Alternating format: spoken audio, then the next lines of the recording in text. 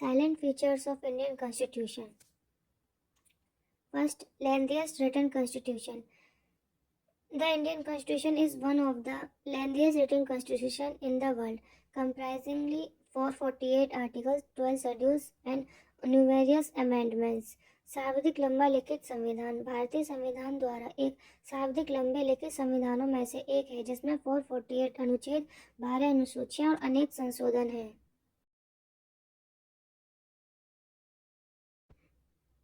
Second, preamble. The preamble lays down the ideas and objectives of the Constitution and including justice, liberty, equality and fraternity.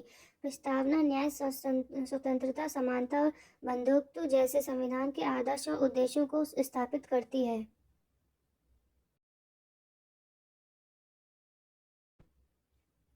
Third, federal system and unitary base. Indian follows a federal system of government with a strong unitary base, where powers are divided between the central government and state governments, but the central government has more authority. एकात्मक पूर्वग्रह के साथ संघीय प्रणाली। भारत एक मजबूत एकात्मक पूर्वाग्रह के साथ सरकार की संघीय प्रणाली का पालन करता है, जहां शक्तियां केंद्र सरकार और राज्य सरकारों के बीच विभाजित होती हैं, लेकिन केंद्र सरकार के पास अधिक अधिकार होते हैं।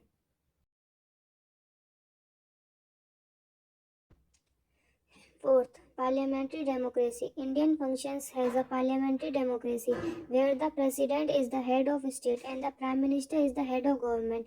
The parliament consists of the president and two houses, the Lok Sabha houses of the people and the Rajya Sabha council of states. संसदीय लोकतंत्र भारत एक संसदीय लोकतंत्र के रूप में कार्य करता है, जहां राष्ट्रपति राज्य का प्रमुख होता है और प्रधानमंत्री सरकार का प्रमुख होता है। संसद में राष्ट्रपति और दो सदन होते हैं, लोकसभा लोगों का सदन, राज्यसभा राज्यों की परिषद।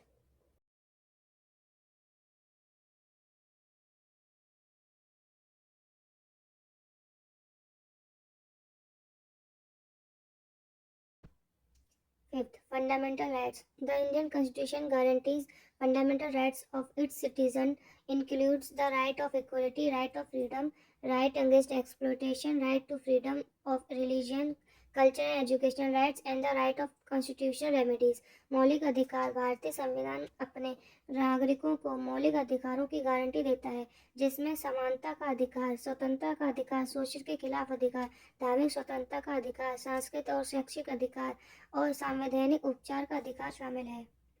Sixth, directive principle of state policy.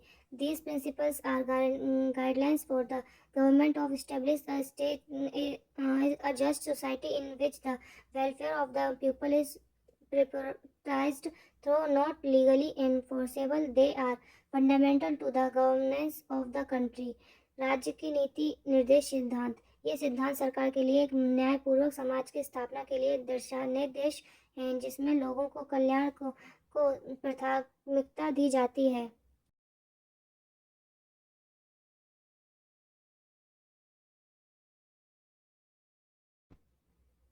Seventh, independent judiciary. India has an independent judiciary with the Supreme Court at the apex responsible for upholding the Constitution and protecting the rights of citizens. स्वतंत्र न्यायपालिका। भारत के एक स्वतंत्र न्यायपालिका है, जिसके शीर्ष पर सर्वोच्च न्यायालय है, जो संविधान को कायम रखने और नागरिकों के अधिकारों की रक्षा के लिए जिम्मेदार है।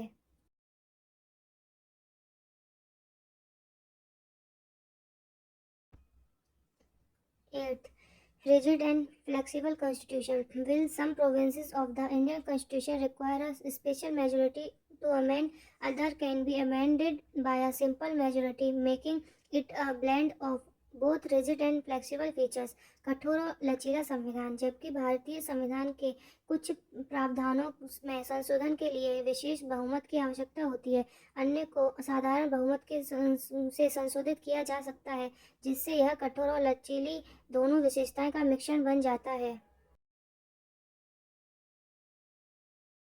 Secularism. The Indian Constitution enshrines secularism, ensuring equal treatment of all religious by the state and maintaining a separation between religion and state affairs.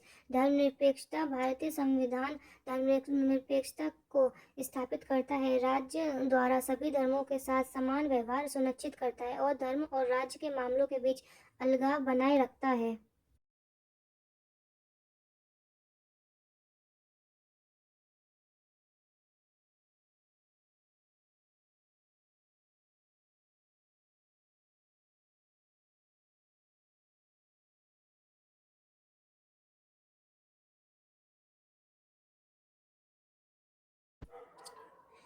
Tenth, universal adult franchise. The Constitution provides for universal adult suffrage, ensuring that every citizen above the age of 18 has the right to vote without any discrimination based on caste, religious, gender and economic status. सार्वभौमिक वैश्विक मताधिकार प्रदान करता है। यह सुनिश्चित करते हुए कि 18 वर्ष से अधिक आयु के प्रत्येक नागरिक को जाति, धर्म, लिंग या आर्थिक स्थिति के आधार पर किसी भी भेदभाव के बिना वोट देने का अधिकार है।